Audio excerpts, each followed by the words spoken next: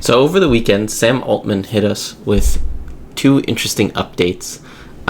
First thing was what a lot of people were asking for, which was significantly increasing rate limits. So here's his update today. We are significantly increasing rate limits for reasoning for ChatGPT Plus users, and all model class limits will shortly be higher than they were before GPT-5, which is a really big deal. I think this was a big thing that a lot of people were worried about and complaining about.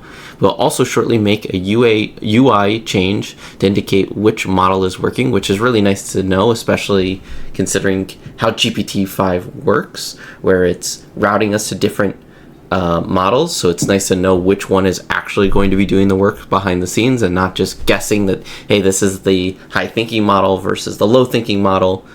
Tomorrow or Tuesday, we expect to share our thinking on how we're going to make capacity trade-offs over the coming months. ChatGPT versus the API, existing users versus new ones, research versus product, etc. The percentage of users using reasoning models each day is significantly increasing. For example, for free users, we went from less than 1% to 7%, and for plus users from 7% to 24%. I expect the use of reasoning to greatly increase over time, so rate limit increases are important. So, interesting update. Obviously, getting higher limits is a really big deal. I haven't really seen many people saying that they were already hitting them, but there's always like that back, and I'm sure this exists for a lot of people, like that back of the head, like, oh, I can't use it too much because then I'm going to run over my limits. So it's always nice to feel like, oh, I have a lot of room. There's no way I'm going to use it all, so it's not really a big deal. And you feel more comfortable with using the product that you're paying for. In addition, he laid out a pretty long post about people's connection to models, which I think is a really good conversation. There was, I saw when Claude introduced their new series of models and got rid of their old legacy models, there were a lot of people who kind of mourned almost the loss of those models.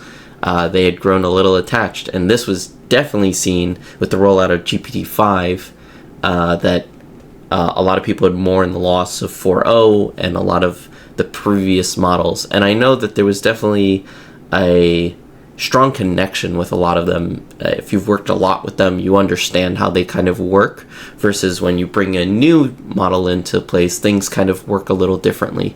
And not all the prompts kind of work exactly the same way, or any fine tuning. So there's just an interesting thing. I'm not going to read the whole thing. I'll put it in the description if you wish to read through it.